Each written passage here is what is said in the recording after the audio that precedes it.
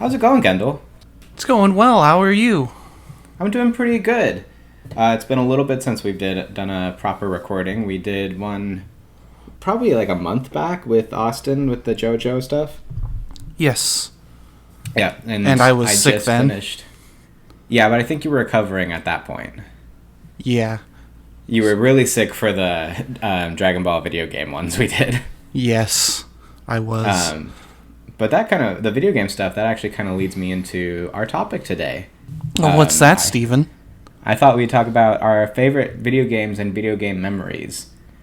I planned on kind of looking at a little series to go through with different people. So when I kind of approached you with the idea earlier, I was saying so I'm going to try and specifically do games that I have memories with you. So that way if I do like one with Isaac, I can do one with like memories with him, or with Austin, memories with him. Yeah. So some of my personal ones will like overlap across the bunch, but that gives you an opportunity. Like you can talk about any of your favorite video game memories, and I've still got plenty to choose from. So yeah. I just thought it'd be a fun topic. I've been playing quite a few video games recently, just kind of in my free time. I started playing Earthbound again recently. I've been playing things like Slay the Spire, a little bit of Pokemon here and there. I love Slay the Spire. Slay the Spire is really good. I actually beat the Heart recently. Oh, wow. I've never done that. It was... I think I had... I was playing the Silent, and I just had like a perfect poison build to where I was able to like triple the poison, then like triple it again. Yeah, see, I was never able to get good with the Silent. The Silent's probably my favorite one to play. And I really like the Defect, I think is the... Yeah, the robot. I like that one. I like the one with the sword as well, but I can never get very far with that one. The guy with the sword is the one I'm the best with, I think. If I can get like a good strike deck going, I'm usually okay with him, but it gets difficult. You can also do a really good defense deck if you get really lucky. Yeah. But that one's hard to come across. Yeah, he's got some really good defense cards, especially Fortify, I believe it is, which is where you don't lose your block at the end of your turn. Yes, and you can get like the Barricade card. Barricade, that's the one. The Body Slam card, if you upgrade it and it's 0, works really well. So, I actually wanted to kind of start things out, and I wanted to know what not your first console that you own, but like what was the first game console you played on? I want to say the Super Nintendo, which was at the daycare that I used to go to. Oh, at KinderCare, right? Yeah, at KinderCare. Yeah. I actually remember that because we went to the same KinderCare for a little bit. Yeah, I don't really remember seeing you though, so... It'd be like in passing. Yeah. Like I would see you kind of go into a different area, and that was about it. But yeah, I think they had a Genesis there too, now that I think about it. Did they? Because I remember playing Sonic the Hedgehog, and I think they had Super Mario World there as well for the Super Nintendo. Yeah, they definitely had Super Mario World and Super Mario All-Stars. So you might not remember the Genesis because it got taken away because I think the games were deemed a little like too potentially violent. Yeah. And so unfortunately like Sonic the Hedgehog got taken with it. But like my first... Did they have Mortal Kombat there or something? I don't think it was Mortal Kombat, but I think there was some other kind of fighter on there. Oh, yeah. I vaguely remember that. It might have been Killer Instinct. No, Killer Instinct would have been the Super Nintendo, wouldn't it? I'm not sure. I'm a little fuzzy in that gaming era, unfortunately. Because I own a Super Nintendo now, but the first game console I ever played on was actually the original Nintendo, the NES. Because my dad had one. Yeah. So I remember playing Mario Brothers, or Super Mario Brothers. Mario Brothers was the arcade game. And I think there was a handheld Sega system. Was it the Game Gear? Yeah, the Game Gear. Because he had Sonic the Hedgehog for that as well. And I remember seeing that. But the batteries ran out on that thing so fast that I only got to play it a few times. Yeah, the Game Gear was kind of awful. Yeah, but it was really cool when you're a little kid. Yeah, my mom had one too, so I also remember that. I think she played Tetris on it. She had Oh, Tetris on pretty much everything. hey, Tetris is a really good game. It is. I love Tetris. Have you ever played Tetris 99? I do not have a Switch. Oh, unfortunate. Tetris 99 is fun. I managed to like get into like fifth a couple times, but I can't ever get past that. So with the NES being the first game system I played on, and yes, I do kind of remember playing some Super Nintendo at KinderCare and things like that. I know the first game console that like I consider being mine was the Nintendo 64. Yeah, for me, for like my 4th or 5th birthday, I asked for a Super Nintendo, so that's what I got, along with Star Fox and Super Mario Kart. Oh, solid titles. Yeah, Although Super sort of. Mario Kart is, well, Super Mario Kart is notoriously difficult nowadays. It is, yeah, and everything is all flat, so it was kind of difficult to. It wasn't a problem as a kid because your imagination and all that. Right, that's what you're used to. You haven't seen anything different than that, so you can kind of interpret it. Yeah. But the first console that I absolutely loved was, of course, the GameCube. I was gonna bring that up. Like, well, I really liked playing the Nintendo 64. I remember Christmas morning, opening that up, and we got Diddy Kong Racing and Star Wars Rogue Squadron. And then you start kind of filling in your titles. I remember playing a lot of like Pokemon Puzzle League, Pokemon Snap, Pokemon Stadium, Yeah. and Donkey Kong 64, things like that. But I would say the first time I really, really felt like I was having a ton of fun playing video games and it was like shareable was getting the GameCube. Because that one had some like, actually that brings me up to a memory I have with you early on. Was one of the cool things about Super Smash Bros. Melee Yes. was you could share data on memory cards. Yes. And I actually remember you finding out that I had unlocked all the characters. And you're like, hey, you want to come over to my house and like transfer the data? Like, I'm having a hard time unlocking these characters. Which makes sense. Like, we were kids. I'm sure my dad helped me unlock some of the characters, and like my brother helped me unlock some of the characters. So Oh, I remember that now. Yeah. yeah, it was a long time ago. It was. I think that was the. Yeah, I still lived in Belmont Woods. Yeah. Like right below your house. And I think that was the first time I actually stepped foot inside your house. Yeah, I think so. Like, we played outside a lot and went over to Isaac's and occasionally over to my house. We always went over to Isaac's house if we were going to go play at somebody's house, pretty much. Yeah. But yeah, that was the first time I remember going inside your house, and it was. I don't know how you already knew how to do it, but you knew how to transfer the data from one memory card to another.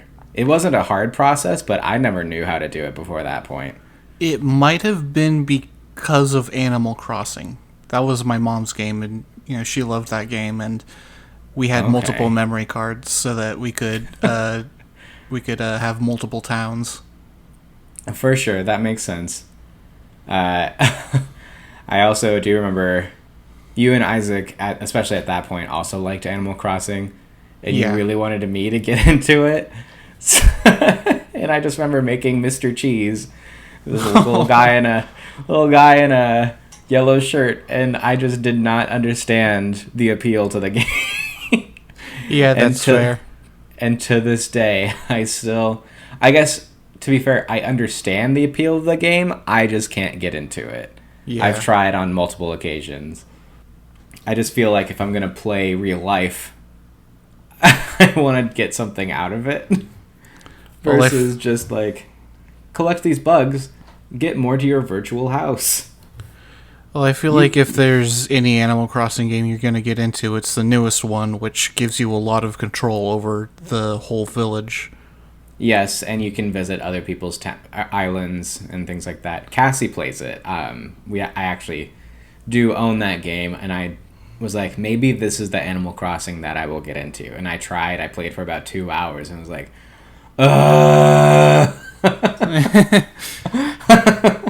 Yeah, and the villagers in the first game were actually like really rude. I think I remember something about that.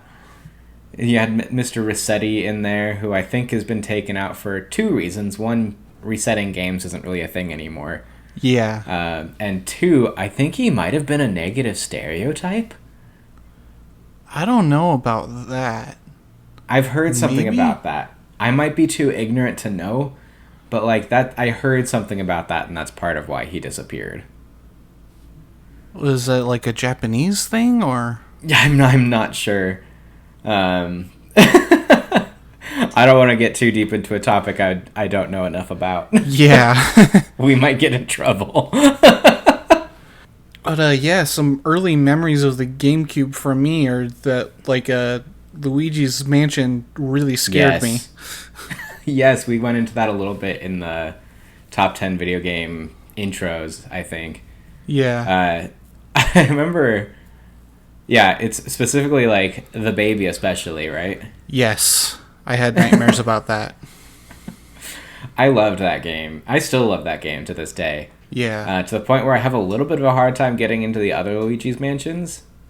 Not because I think they're bad by any means, but because I just have so much fond memories playing that game specifically. Yeah. That it's hard to do add-ons to it. Because I've played a little bit of Luigi's Mansion Dark Moon, but didn't get very far. And I've played a little bit of Luigi's Mansion 3. And I've gotten about 3 hours into that game, and it's fun. But for some reason, I just don't... Like, I haven't played since I played that first 3 hours. So I don't know what it is. Whereas I could probably sit down and play the first Luigi's Mansion and beat it in a day. I've got kind of an opposite problem with the game Paper Mario: The Thousand Year Door, where I played it so much as a kid that I can't get into it anymore. And it's a shame because it's a great game.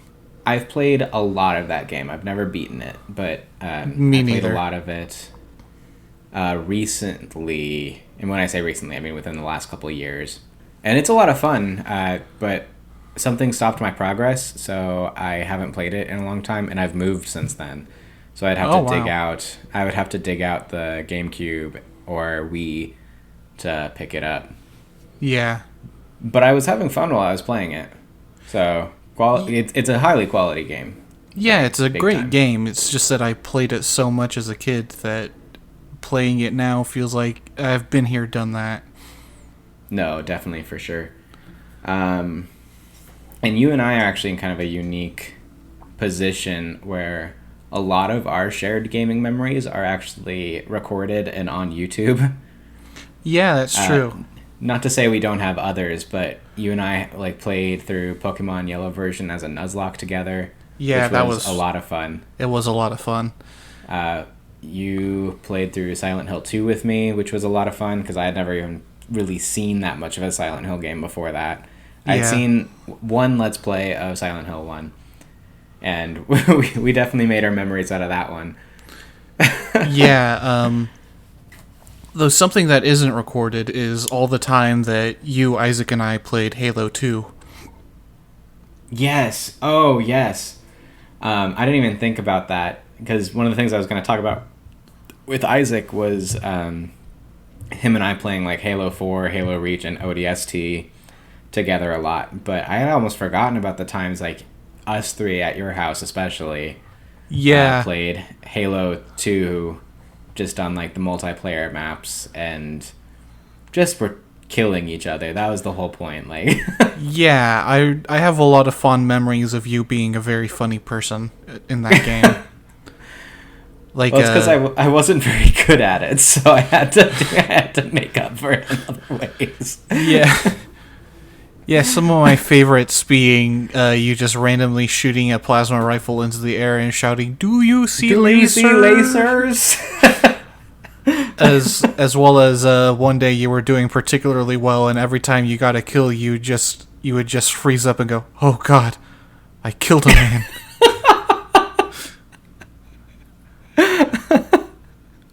Yeah. Yeah. And then you would like purposefully run into us two trying to get us to kill you.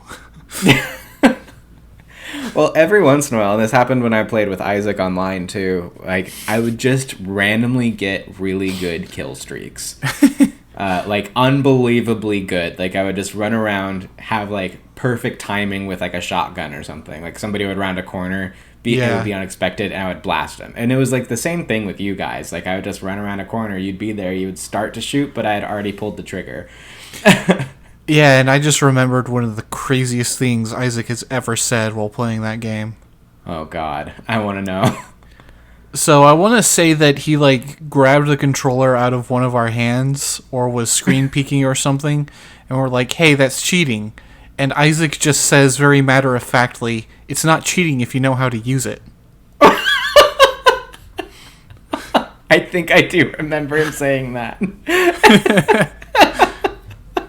And it's a very Isaac thing to say. It is. Despite the fact that it's wrong, it's still cheating. Yeah. But you know what? Good for him for beating the system. But oh my god. But going back to the GameCube for a minute or two. Yeah. Another game that I was really into as a kid, and I cannot figure out why, for the life of me now, was Pokemon Channel. No. You were not into Pokemon Channel. I remember you owned it. Yeah, and I messed around in it a lot, and like there's nothing to do in that game, and I liked it. It's literally just like watching TV, isn't it? Yeah, and like there's quiz games on there that you can answer, but sometimes but like you tell Pikachu your answer, and Pikachu will sometimes not do the answer you gave. Oh my god. That sounds like a worse Hey You Pikachu. Yeah. And Hey You Pikachu was, like, thankfully I never owned it, but I know that game was not good. Yeah, and there was like a Pichu Brothers episode in that game too. Yep. Spun off from the Pichu Brothers episode in Pokemon 3. The good Pokemon movie. Yes. Speaking of GameCube, might as well hit this. You and I have the full Let's Play recorded, not all released, but all recorded, of Skies of Arcadia. Yes. Which I know that's your favorite game, right? I know it's in your top tier, but yes, it's my favorite game. Gotcha. I even recently got a Skies of Arcadia shirt. Oh, nice. I looked into some Skies of Arcadia merch not too long ago. About around the time we finished the game, I was looking into some wall scrolls or posters, some things like that. They actually just released an Ica statue, like the Vice one you were telling me about. But it was like $500, and I said I told myself I would go up to a certain limit, and I don't even know if I would actually go up to that limit I set for myself, which was like about $200. Yeah. But I looked at the $500 price, and while it's a really cool statue, I was like, I can't justify that much money. Yeah. But it is really cool, and Ica holds a special place in my heart. Yeah, I can see why.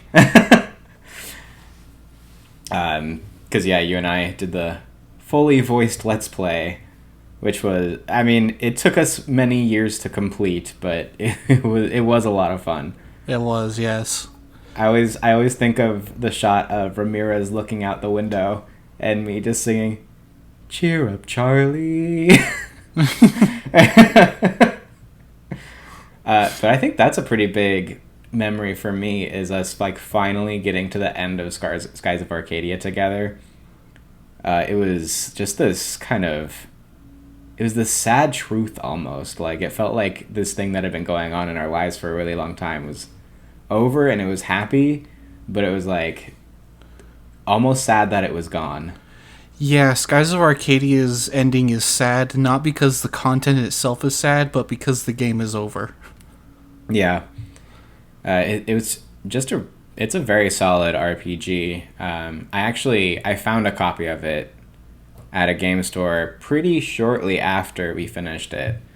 And I haven't played it at all, but just knowing I have it there and I can return to Arcadia at some point is comforting, because I really grew attached to the characters, and I think it's got a good atmosphere. I love the ship designs, which, looking at that, I remember talking in our anime intros about how Skies of Arcadia took a lot of inspiration from, is it Space Battleship Yamato? Yes, Space Battleship Yamato, as well as others from that studio, like Captain Harlock. Mm-hmm. Because the battleship in that intro looks a lot like the Delphinus. Yeah, it's a real battleship from World War II. Gotcha. They just put a giant cannon on the front, a giant laser cannon. Yeah. And made so it you can definitely space-worthy. see the inspiration there. Yeah, and Captain Harlock himself kind of looks like Vice if you look him up. Okay, I'll have to look that up later. That one I haven't seen yet, but I do plan on watching it at some point. Gotcha. But yeah, as for why Skies is my favorite game, it's something that I grew up with personally. You know, some of my earliest memories are of watching my dad play it on the Dreamcast. And, you know, that was some of my favorite time with him, because he would, like, read it to me because I was too young to read. Yeah. So, like, Skies is that formative for me. It's probably kind of nice when we did the Let's Play and, like, we kind of read off the lines to each other then. Yeah.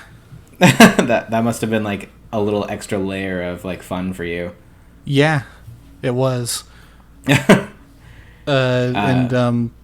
yeah, Skies of Arcadia is, like, the formative piece of media for me, you know? Like I love adventure stuff because it's like Skies of Arcadia. You know, I love spaceships and airships because it's like Skies of Arcadia. I love giant monsters because it's like Skies of Arcadia. Gotcha.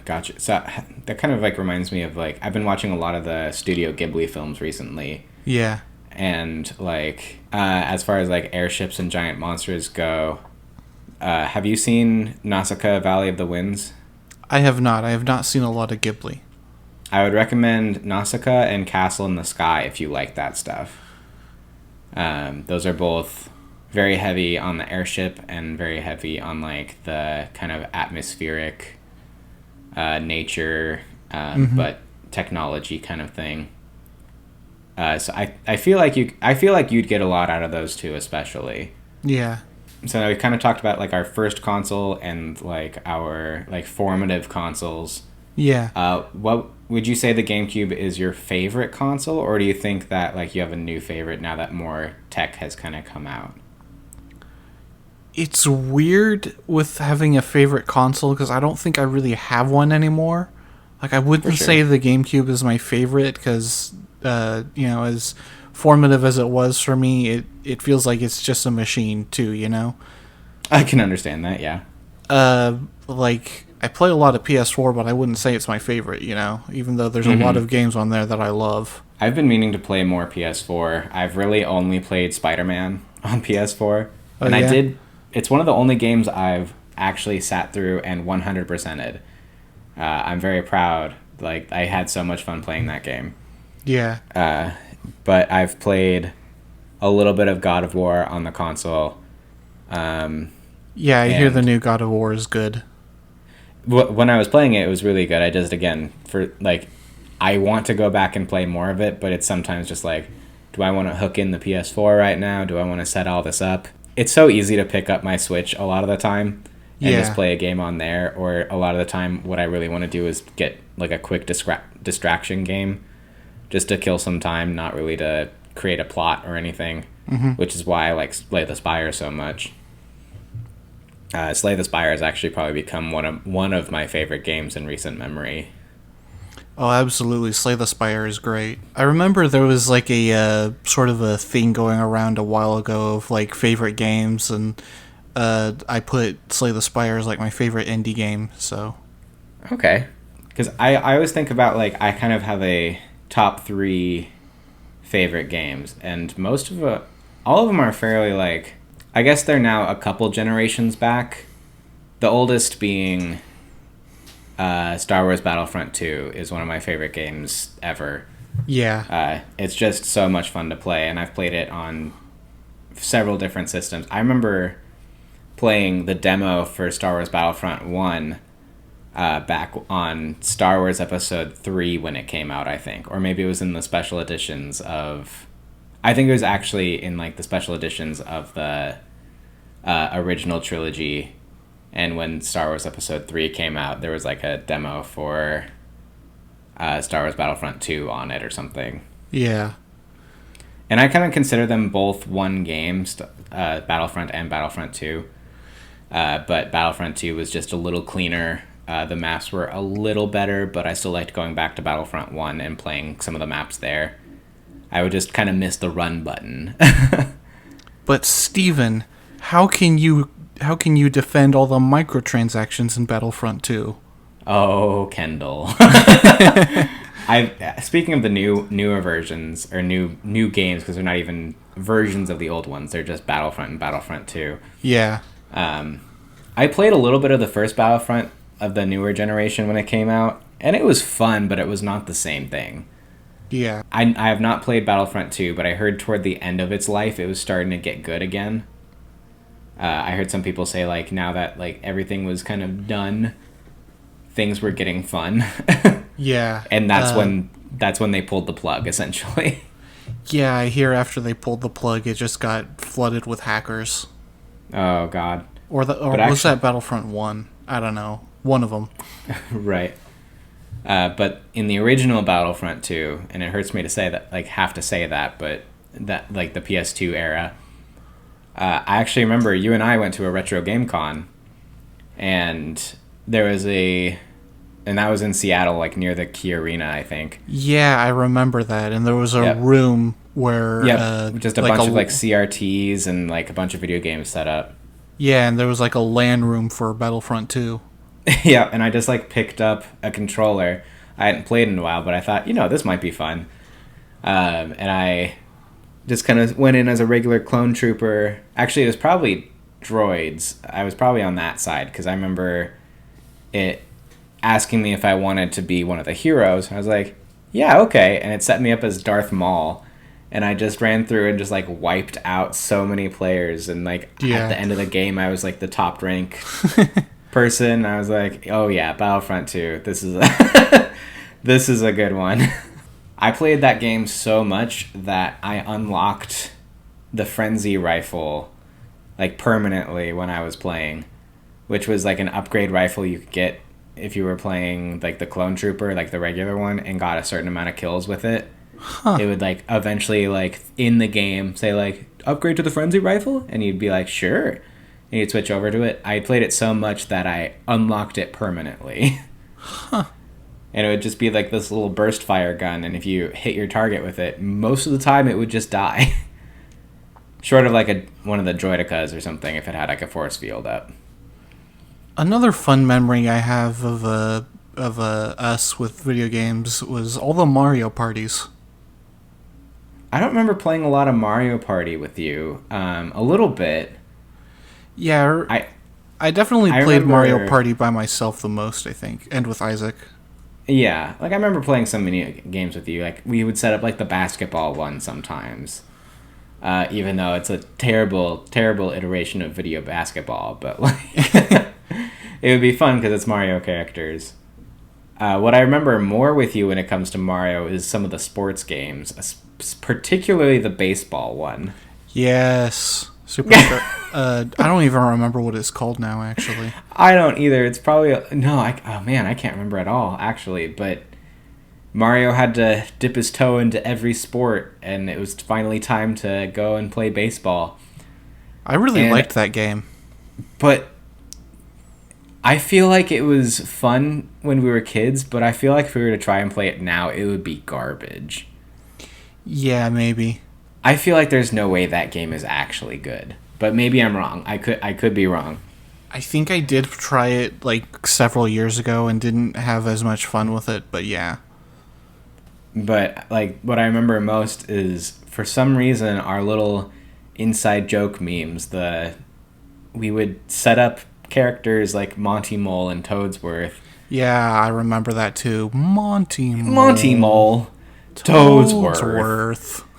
Like it's funny to us, but I don't know why. Me neither.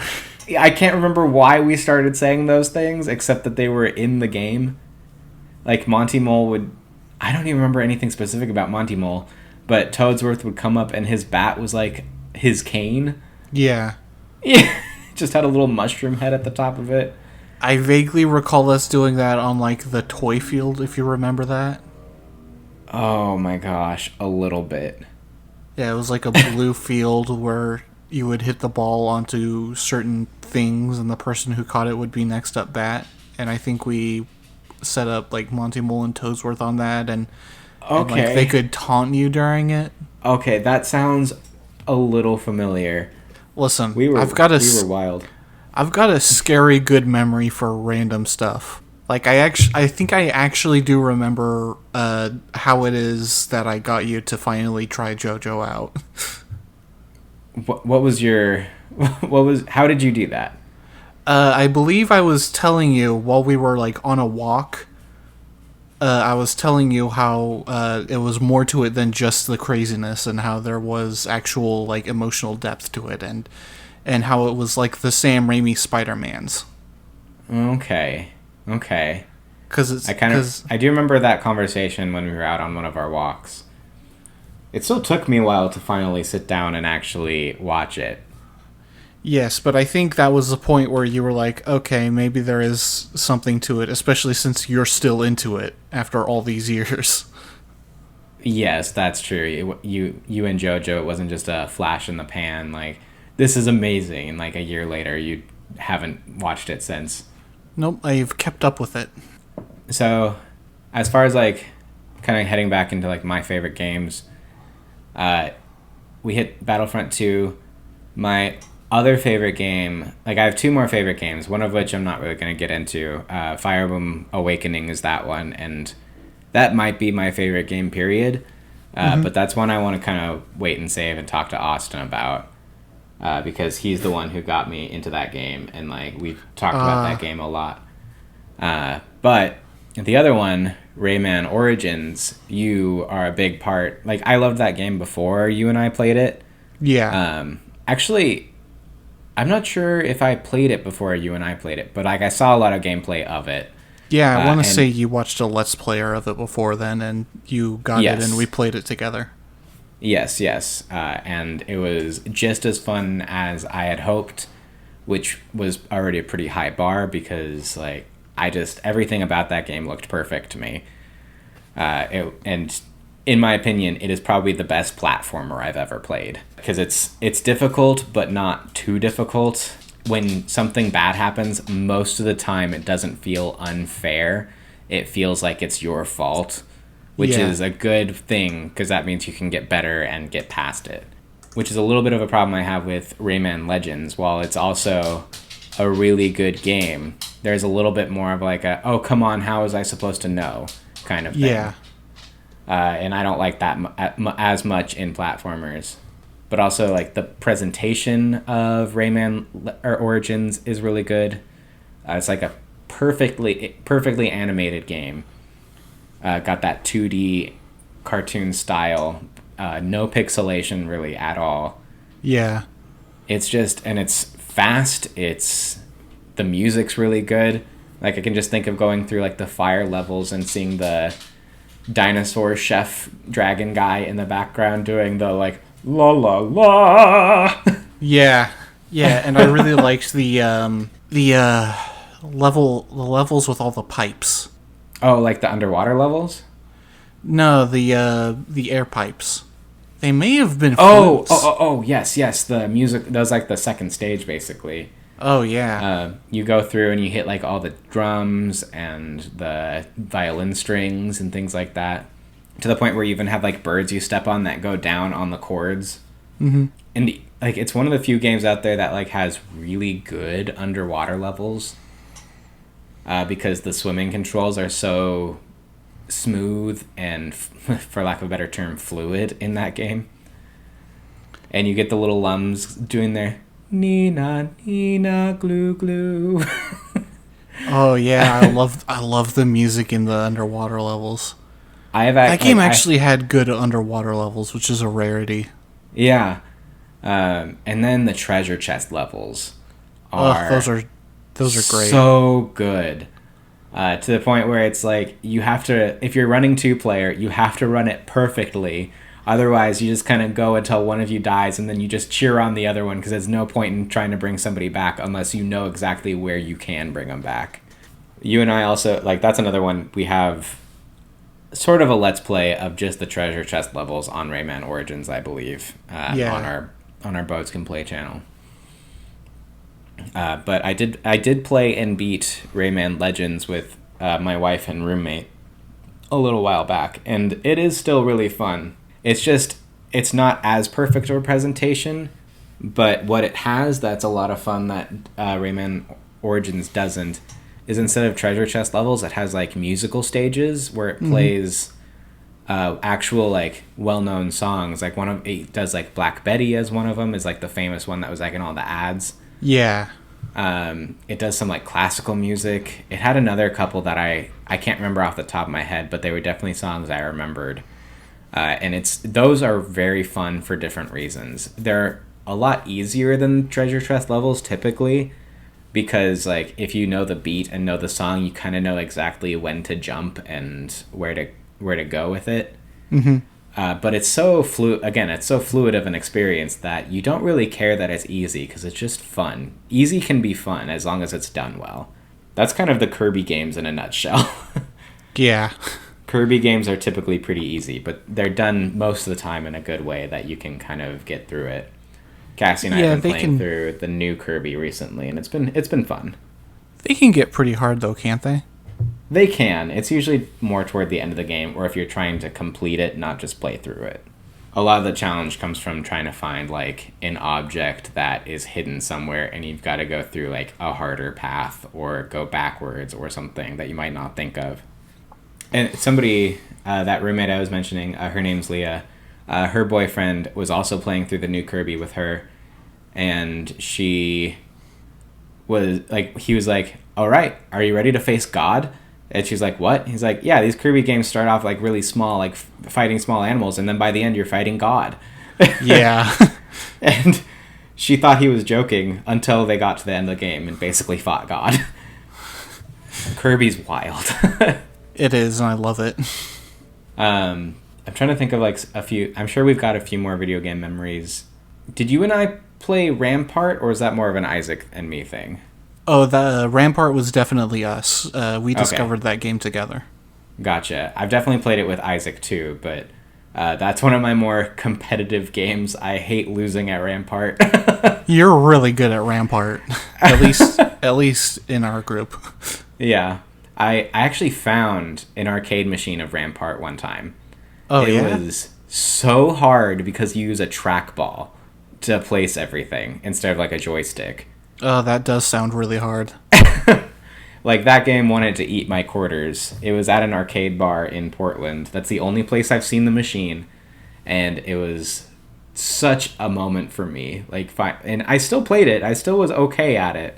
But it was hard. I've played that with a few different people. I've played it with Cassie. I've played it with Isaac a lot. I played it with you quite a bit. You and I were going through like all those arcade games on that Midway collection for a while. Yeah. And I especially remember Sinistar and Tubin were two of the major ones. Sinistar literally just for like the monster at the like that would just come out, and there was no defense. Once it was out, you just knew you were gonna die. Yeah, and it was scary. It was scary for an arcade game, like just a 8-bit, 16-bit. I'm not exactly sure. Probably 8-bit. Definitely at least 16-bit because they at least had digitized voices for it. Oh, that's true. Which I still remember.